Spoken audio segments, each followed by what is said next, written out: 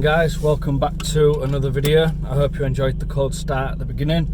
This is a video that I've tried doing a few times now. The first time it was on my GoPro. The audio wasn't very good. Turns out I had a scratch on the lens on the case that was in a crucial point, and also the file corrupted halfway through. I did try shooting this again on my phone, which I am doing now, but it was coming across extremely bouncy. Tried doing it pulled over, but it's just not really working, so I'm going for the final attempt on my phone. It is going to be shaky, guys, please bear with. I am sorting out my GoPro audio issue, and I've already sorted out the scratch on the case as well, so that should all be sorted. But what I thought I would discuss actually is why did I buy the Cupra? Like, I've already told you what I don't like about it, but I've never discussed what I do like about the car. So I thought we'd do that today, just whilst I'm out trying to get gas and electric from everywhere on a bank holiday, which is absolutely brilliant. So yeah, so where do I start with it really? Well, for me personally, I like a unique car, something that you don't see very often, and also something that is noticeable at the same time. Now, in terms of, shall we say, rarity, I don't see many Cupras on the road, especially in a Mark II shape. You don't see many Mazda 3 MPSs in either of the shapes. Obviously, at this point, I am talking like the about sub 12 grand at this point, I'd say, in terms of value on that. So yeah, that's what I'm referring to at this point. And you also don't see many Mark V Golf R32s. Now, in terms of popularity, obviously you get a lot of Golf Mark V GTIs, which is basically this car with a different engine and a different skin, but the same chassis and everything else. But Golf Mark Vs, don't get me wrong, they hold the money. You can be spending 5, maybe 6 grand for one, and that's talking on like a 5 plate and a 6 plate. And to be honest, if you get one at the right price, you can get a Cupra for the same sort of money. But not only that, the Cupra's got miles more potential as well.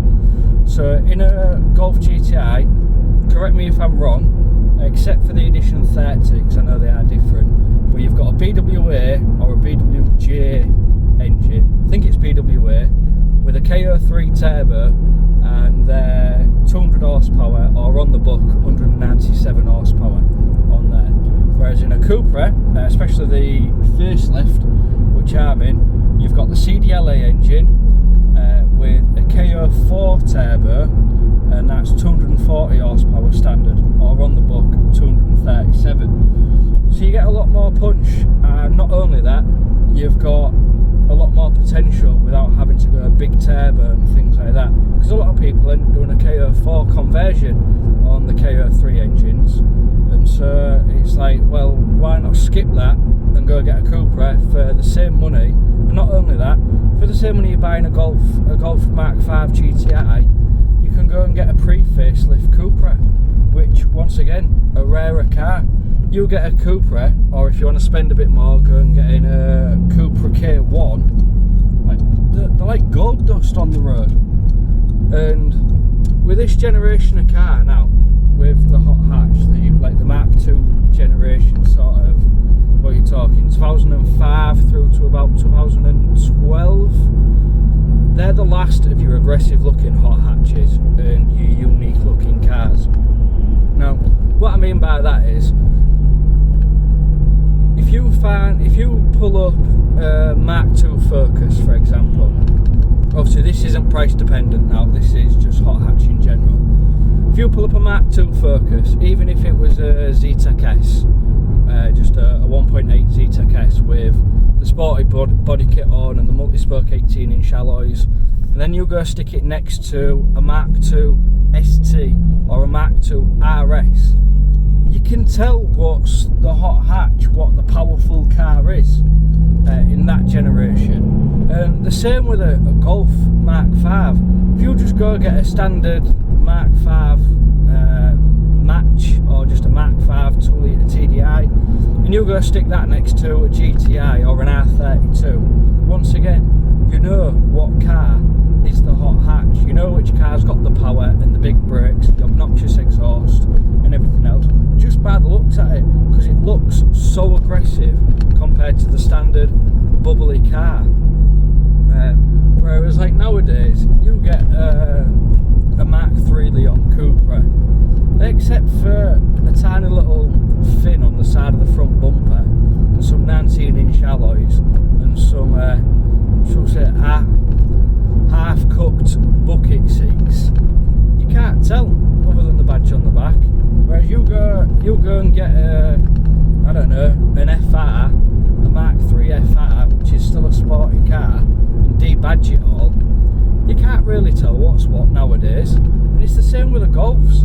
You go get a Golf R or a Golf R-Line, you don't know what the difference is, except the R-Line's running either a 1 litre or a 1.5 litre petrol engine with like 100 and something brake. Then you've got the Golf R with 300 brake.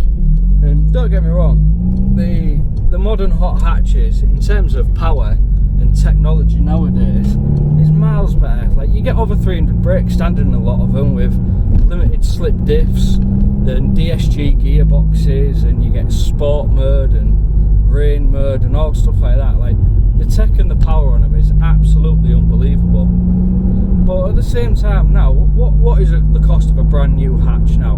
About 30 grand? Like, you're spending 30 grand on a car that you're buying for the performance and the badge and what's meant to be an aggressive looking car. Then you can go and buy the same looking car with a nice little dweedly engine in, with £20 a year road tax, which is probably about 10-12 grand less than your car, and you can't see the difference in it. Like, to me, that is just not appealing at all. Like this car, for example, say I know I bought this one cheap, but say I paid market value for it, about 8.5 grand. I could then go and spend 400 quid on a really, really good and reliable remap from like Artec Performance or Riva or something like that, and the remap at stage 1 straight to 310 horsepower. All of a sudden, I've got the same horsepower as a Mark 7.5 Golf R, and I've also got more power than a standard Leon Cupra Mark 3 at 290 brake. So, and I've paid a third of the price. And not only that, with the Mark 2 Leon, with it having like the wide mouth at the bottom of the front bumper and the slits underneath the grille and everything, like, to me, it's just an aggressive looking car. It's the last of, what do you want to call them, the bad boy hot hatches, the true hot hatches. I don't know what you want to refer to them as, but they stand out. They stand out. You go driving around somewhere, or you have it parked up, people notice it, even in a subtle colour like this one. Obviously mine's a dark metallic grey, which you can get all cars in a form of dark metallic grey. It's not a loud ultimate green RS or even a bold yellow Cupra. It's just a standard grey car, but because of the aggressive bumpers and the 18-inch alloys with the massive red calipers poking through it, you can just tell it's got power and it's there for business. And you just don't get that nowadays. And that was mainly what put me onto this generation of car. Like, to me, as long as you've got a well looked after example, obviously cosmetically and mechanically preferably, but even if it's just mechanically, you can sort the cosmetics out yourself if you so wish, if it's that much of a problem. And to me, you can save yourself a fortune and get the better car, the more unique car. Now that is just, as I say, this is just my opinion on the matter. But there's just cars nowadays that they don't excite me, any of the new cars, unless you're talking like big money, like a BMW M4 CS or C63 Black Pack or something like that. They're just not not as aggressive. They don't stand out anymore. You don't get big bold bumpers and angry looking alloys and things like that. Like, if you look at that generation of car, like as what this is, they all sort of have like a face to them. Right, as I say, this is just how I look at it, but they all have a sort of face to them, and none of the new ones do. They all just look the same. They all just look exactly the same. And like with the Mark V Golf GTI, they're so common as well, especially in the Mark V shape. They're so common, like they're as common as Ford Focuses. They're on every street corner. Everybody's got them. Everybody's had one. But Cupras, you don't hear out of it. There's no real internet footage of them out there getting built, even though they've got huge potential through the KO4 turbo and the block that they're on, being the CDLA or the EA113 block, where you can push them to 380 brake before having to put a big turbo in there. All you've got to do is mess about with fuel pump and exhaust, not even an intercooler at that point, and a clutch for obvious reasons. But they're just, I don't know, there's just so much potential in one of these, and for the little money that they cost, to me I just think they're an absolute bargain, especially my one, given the price that I paid for it and the circumstances I got it under. It was an absolute winner. But nowadays, with the new hot hatches, yeah, great, don't get me wrong, they handle well. This handles well. It goes on the corner like a train, even on the rubbish tyres that it's got on it, what it came with, which will be changing, and you will be seeing that shortly when I get the wheels powder coated, which is to come once the lockdown's over. I have also got quite an interesting mod on the way, but that's probably about 6 or 7 weeks away yet. But they are ordered. I'm just waiting for them to arrive so I can get that sorted out. I've said them, which might give it away, but it's not alloys, so it's not that. But yeah, like, to me, the hot hatches, this is the last generation, and this is the generation to have. If you're looking to collect a car or invest in a car for long term, like 10, 15, maybe even 20 years, to sit there and dry store or whatever, this is the generation to have. This is the one that everyone's going to want, especially like a Mark II Focus RS. If you've got 20, 22 grand kicking about, like now you can buy a Mark III Focus RS for cheaper than what you can buy a low mileage Mark II Focus RS. Surely that's telling you something.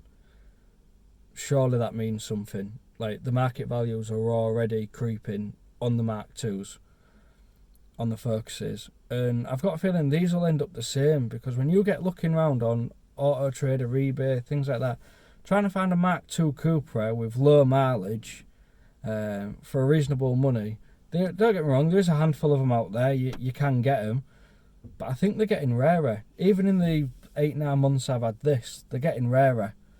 And so yeah, I think they're just a car to get while you can, and build them and enjoy them, but keep the standard parts so that if you are going to use it as a collector's item or as an investment, you can put it all back to standard and keep the value in it in the long term. But yeah, I just thought I'd put this video out, guys. I am home. I have been for a few minutes, as you probably tell by the video, so I'm going to wrap it up there. But I just thought I'd put this video out, and if you guys disagree with anything that I've said, or have any other opinions or anything like that, any other comments, then please do just drop it down below in the comments box. I will be sure to get back to you. And yeah, don't forget to like and subscribe, guys, and I hope you're all staying safe. Take care. Bye for now. I know I sound the video out there, guys, but I just thought I'd put this bit in because there was something that I actually forgot to mention in that video, and I read an article recently which reminded me about it, is emissions on cars nowadays. So a lot of cars now are getting restricted in terms of having things like, obviously on diesels you're getting DPFs on, and you're getting, I think it's an OPF on a lot of petrol cars now, making them quieter and things like that. But because of emissions regulations, they're actually struggling to get the big power cars out. And what reminded me of that is the fact that I read an article the other day. Now I don't know how accurate it is or how true the source is, but obviously on the Mark IV Focus, what you've just recently had the ST launch on, the RS isn't coming back because of the emissions regulations now. So the emissions is actually stopping Ford from being able to make the RS, which, as I said in the video, the Mark 3s are already below the market value of the Mark 2s. And the fact that you're not going to be able to even get a Mark 4 RS due to that, it's just going to be a matter of time, guys, before you stop being able to get things like Golf Rs and you can only get GTIs or GTEs for the electric models and things like that. So I just thought I'd put this bit in at the end anyway, because it was an interesting article that I read. Like I said, don't hold me gospel on that, because I don't know how accurate the source is. It's just an article that I had read online. But yeah, so I'll leave the video there, guys, again. So I hope you're all staying safe, and I hope you're all staying indoors, and take care.